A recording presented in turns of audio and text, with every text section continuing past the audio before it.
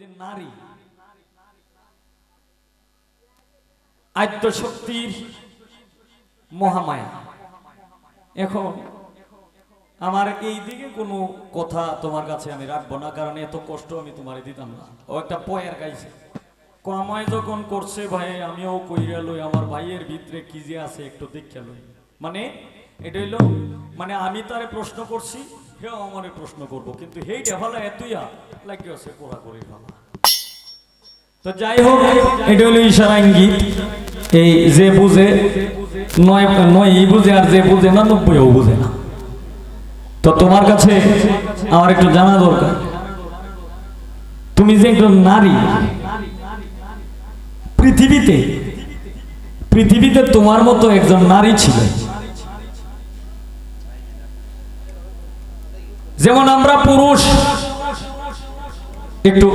একটু ইকো হবে, যেমন আমরা পুরুষ, এই পুরুষ রাসূলের আইন অনুসারে পুরুষত্বর যে ক্ষমতা, এই ক্ষমতা অনুযায়ী শরীয়তের দৃষ্টিতে মানে সে 1 থেকে 4টে বিবাহ করতে পারে, কিন্তু করলেও তার প্রথম স্ত্রীর অনুমতি লাগবে। তার প্রথম স্ত্রীর যদি অনুমতি লাগে তাহলে অনুমতি লাগবেও, এর মধ্যে এই 4 জনকে একসঙ্গে রাখতেও পারে। কিন্তু যদি এইগুলি যদি কেউরে একটু কম কেউরে একটু বেশি, যদি এই ইনসাফ বিবেচনা যদি তার ভিতরে না থাকে, তাহলে জীবনে যা করছে একটাই করছে, দ্বিতীয় নাম্বার বিয়া তার জন্য করা এটা সম্ভব না। কারণ এটা জায়েজে গণ্য হয় না। কিন্তু একটা নারী সে কিন্তু ইচ্ছা করলেই 4টে কিন্তু বিবাহ বসতে পারে না। এখন প্রশ্ন আসতে পারে, তাইলে দ্রৌপদীর পঞ্চস্বামী আসলে কেমনে? প্রশ্ন আসতে ওইটাই কিন্তু কইলবো, কারণ পয়েন্ট তো জানি যে একটা নারী যদি একটার বদল 2টা বিয়া না বসতে পারে, তাইলে দ্রৌপদীর 5 জন স্বামী ছিল কেমনে? দ্রৌপদীর যে 5 জন স্বামী ছিল, এখানে ঘটনা আছে। এই ঘটনাটা হইল ভীম, অর্জুন, নকুল, সহদেব, যুধিষ্ঠির, তারা ছিল পঞ্চ পাণ্ডব 5 ভাই। এই 5 ভাই এক রাস্তা দিয়ে যাইতেছিল, তখন রাস্তা দিয়ে যাওয়ার সময় একটা ফল পাইছিল। 5 ভাইয়ে মিলিয়াই তখন এই ফলটাকে তার মায়ের কাছে নিয়ে গেছে যে মা, আমরা একটা ফল পাইছি, এখন এটার কি করা? তখন এই ফলটা যে একজন নারী, এটা মায় জানে না, কিন্তু না মানে মায় হুকুম দিছে, তারপরেও হুকুম দিছে যে তোমরা যে ফলটা পাইছো এটা তোমরা 5 ভাই, মানে এটার কিন্তু অনেক কাহিনী আছে, অনেক ইতিহাস আছে, বললে অনেক সময়ের দরকার। তখন মায়ে হুকুম দিছে যে এই ফলটাকে তোমরা 5 ভাই মিলিয়া এরপরে খাও। তখন 5 ভাই মিলে কি করলো, এই দ্রৌপদী, মানে ফলটা হইল নারী, তার নাম হইল দ্রৌপদী। এই দ্রৌপদীকে 5 ভাইয়ের মাধ্যমে সর্বপ্রথম মানে সবার যে বড়, এই 5 ভাইয়ের মধ্যে যে বড় ভাই, এই বড় ভাই বিবাহ করলো, 1 বছর সংসার করলো।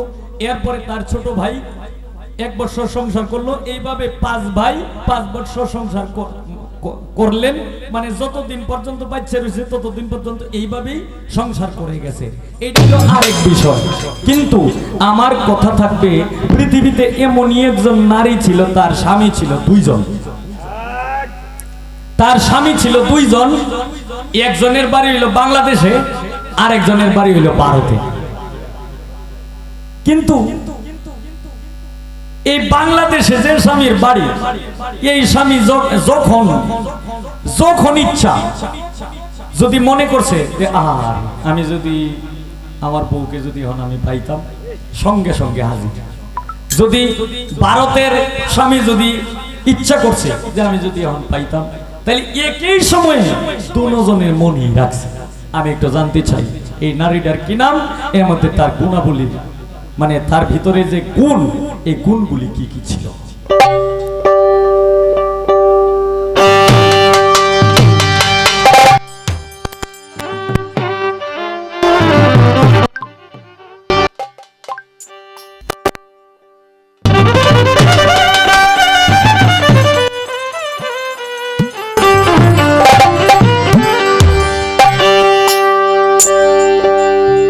এখন বিচ্ছেদ গাওয়ার একটা দরকার নাকি?